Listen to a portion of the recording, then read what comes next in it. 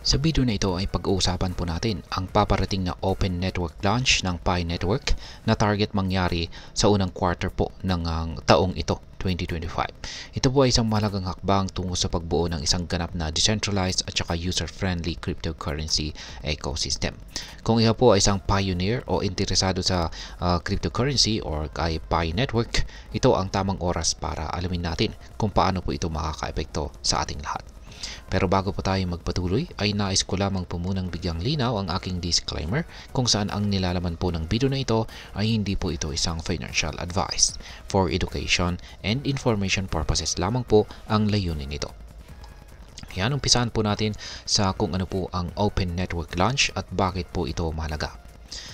Yan, ang Open Network Launch ng Pi Network ay ang pagsisimula po ng project mula sa testnet phase patungo sa isang ganap na decentralized blockchain.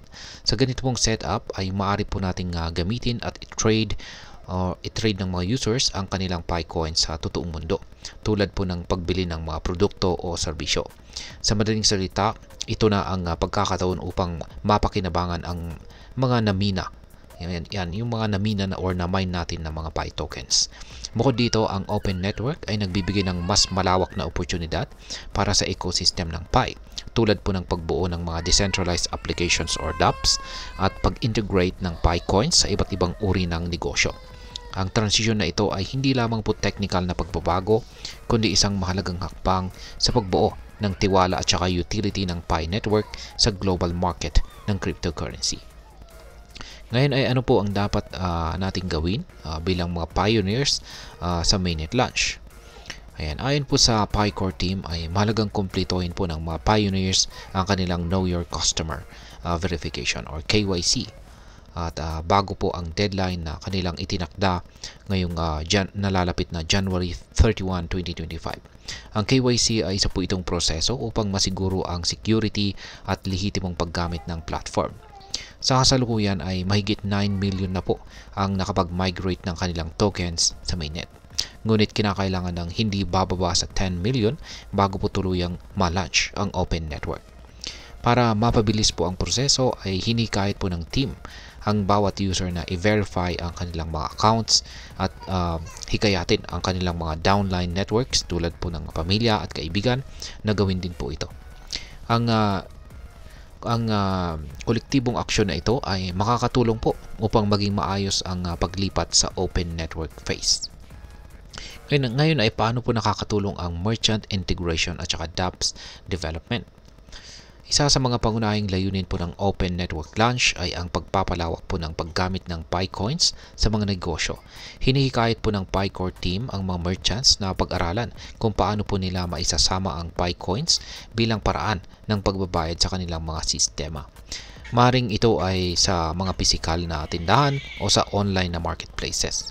Sa kasalukuyan po ay meron na pong 20 na decentralized applications or dApps na naaprubahan para sa launching sa mainnet.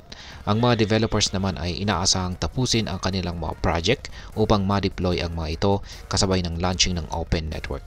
Ang ganito pong mga hakbang ay magpapalawak ng utility at magpapataas po ng kumpiyansa sa Pi ecosystem. Ngayon ay ano naman po ang papel ng community events at ang pagpapalaganap ng Pi Network.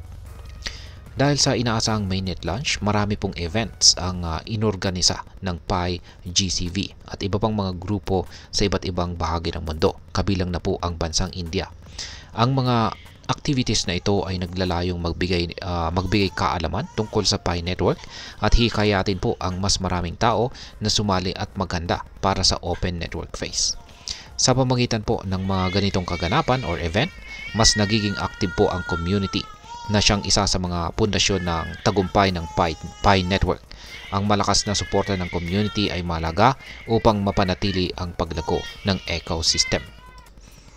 Ngayon ay ano naman po ang epekto nito para sa atin bilang mga Pinoy crypto traders at investors na interesado kay PiCoin. Para sa atin ay ang Open Network Launch ay nagdadala po ito ng malaking oportunidad at saka hamon. Sa positibong aspeto, ang paggamit po ng Pi Coins bilang pambayad sa mga negosyo ay maaaring magdulot po ng mas mataas na adoption ng cryptocurrency dito sa Pilipinas. Maaari rin itong magbigay ng dagdag na kita para sa mga maagang sumali sa project. Gayunpaman ay dapat pong maging maingat ang mga investors dahil ang launching po ng bagong network ay kadalasang sinasamahan ng mga technical at saka market risk. Ang pagiging handa at pag-alam sa tamang impormasyon ay mahalaga upang maiwasan po ang mga posibleng pagkalugi. Ngayon ay ano naman ang aking masasabi tungkol dito? Ang Pi Network ay isang makabagong project na naglalayong gawing mas accessible ang cryptocurrency sa lahat. Sa kabila po ng mga hamon, ang paparating na Open Network launch ay nagpapakita ng malaking potensyal para po sa mas malawak na paggamit ng Pi Coins. Kung ikaw po ay bahagi ng community na ito, huwag palampasin ang pagkakataon na maging handa at mag-contribute sa tagumpay ng Pi Network. At ayan, hanggang dito na lamang po tayo sa video na ito mga ka-crypto. Sana po ay inyong nagustuhan ang aking paliwanag sa video na ito. Kung inyo po itong nagustuhan, pakiclick lamang po ang like button nito. Marami pong salamat sa panonood, ingat po tayo lagi at God bless po sa ating lahat.